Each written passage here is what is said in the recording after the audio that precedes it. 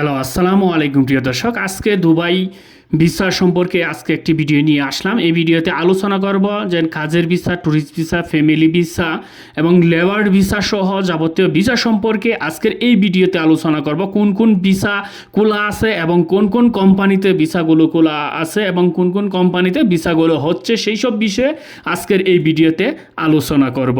প্রিয় দর্শক, আপনাদেরকে বলবো যে আসলে যে দুবাই কি কি ভিসা খোলা আছে, আপনারা অনেকেই প্রত্যাশায় বসে আছেন। আমরা অনেকেই ভাবতেছি যে জানুয়ারি মাস থেকে ভিসা খুলবে, আবার অনেকেই বলছে যে না ফেব্রুয়ারি মাসে ভিসা খুলে যাবে। আর ইতিমধ্যে দুবাই গভর্নমেন্ট সেমিতে অংশগ্রহণ করেছেন ডক্টর ইউনূস সরকার। সেখান থেকে আসার পরে কিন্তু সবার একটা প্রত্যাশা ছিল যে দুবাইয়ের ভিসা ইতিমধ্যে খুলে যাওয়ার সম্ভাবনা আছে সাধারণ মানুষের জন্য বা সবার জন্য, কিন্তু সেই বিষয়টা এখন পর্যন্ত বাস্তবায়ন হয়নি। ইতিমধ্যে ডক্টর ইউনূস সরকারের যে ফ্রেশ সচিব ফরেন একাডেমিতে সংবাদ সম্মেলন করে যে বার্তা দিয়েছেন, সে বার্তাতেও আমরা একটা আশ্বাস পেয়েছি যে দুবাইয়ের ভিসা খুলে দেওয়ার সম্ভাবনা রয়েছে ওনার কথাতেও।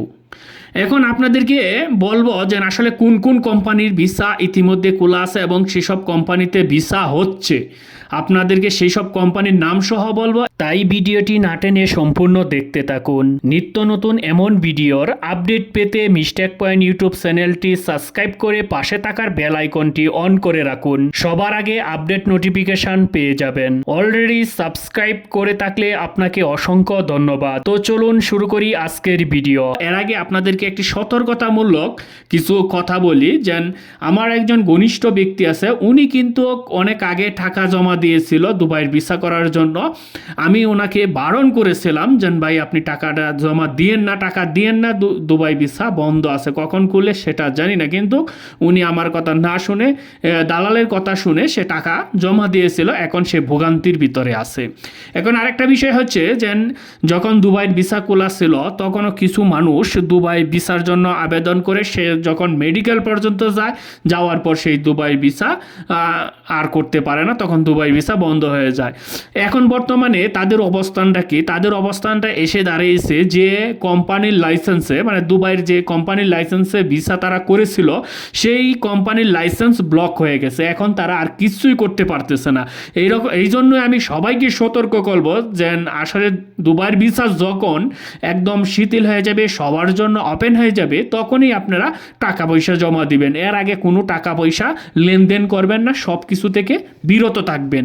আরেকটা বিষয় হচ্ছে যে হ্যাঁ, কোন কোন কোম্পানির ভিসা খোলা আছে এবং আমরা অনেকেই দেখতেছি যে আসলে শুনতেছি যে ভিসা হচ্ছে। আমি বলবো হ্যাঁ ভিসা হচ্ছে, তবে ভিসাগুলো হচ্ছে কীরকম হচ্ছে, যে 5% ভিসা হচ্ছে। সেইগুলো ভিসা কোন কোন কোম্পানিতে হচ্ছে সেইগুলো নিয়ে আপনাদেরকে আলোচনা করি। যেন ফ্রিজোন কোম্পানিগুলো যে আছে, ফ্রিজোন কোম্পানিগুলো মানে সেমি গভর্নমেন্ট লাইসেন্সদারি কোম্পানিগুলোতে কিন্তু ভিসা হচ্ছে। সেই সব কোম্পানিতে ফ্রিজোন যেসব কোম্পানি আছে সেই সব কোম্পানিতে ভিসা হচ্ছে, তাও আবার 5% ভিসা হচ্ছে, তারা কন্টিনিউ ভিসা করতেছে। এইগুলো হচ্ছে বড় বড় কোম্পানি। আর সেই কোম্পানির ভিতরে যদি আমি বলি যে আপনার কোম্পানিগুলো কি কি কোম্পানি, সেই কোম্পানিগুলোর মধ্যে হচ্ছে যে জাজগাট কোম্পানি, ইমরোল, ইমদাদ, আজিজ গ্রোভ, বিনগাতি, এইসব কোম্পানিগুলোতে কিন্তু ভিসা হচ্ছে। দুবাইয়ের যে ট্যাক্সি কোম্পানি সেখানে কিন্তু বাইক রাইডার নিচ্ছে, আপনারা দেখতেছেন। ইতিমধ্যে একটা এজেন্সিতেই কেউ প্রায় অনেক সংখ্যক লোক গত কিছুদিন আগে দুবাই একটা ফ্লাইট হয়েছে, সেখানে কিন্তু তারা গেছে কাজের জন্য। তারা কিন্তু এইসব ফ্রিজোন কোম্পানিতে কিন্তু তারা গেছে। ফ্রিজোন কোম্পানির যেসব সেমি গভর্নমেন্ট আন্ডারে লাইসেন্স আছে, তাদের যে বড় বড় কোম্পানিগুলো, সেই কোম্পানিগুলোতে কিন্তু ভিসা হচ্ছে। এটা প্রতিনিয়ত হচ্ছে। আপনারা লিঙ্ক পান, তাদের সাথে যোগাযোগ করে আপনারা যেতে পারবেন। এছাড়া যে সাধারণ যে ভিসাগুলো সেগুলো কিন্তু হচ্ছে না। আরেকটা বিষয় হচ্ছে যে যারা এই বর্তমানে দুবাইতে অবস্থিত আছেন তাদের ক্ষেত্রে যে কোন কোন কোম্পানিতে ভিসা হচ্ছে, সেখানে কিন্তু 3 ক্যাটাগরিতে ভিসা হচ্ছে। 3 ক্যাটাগরির মধ্যে হচ্ছে যে আরবিগরের ভিসা, ফিজুন কোম্পানিগুলোর ভিসা, হাই প্রফেশনালের ভিসা।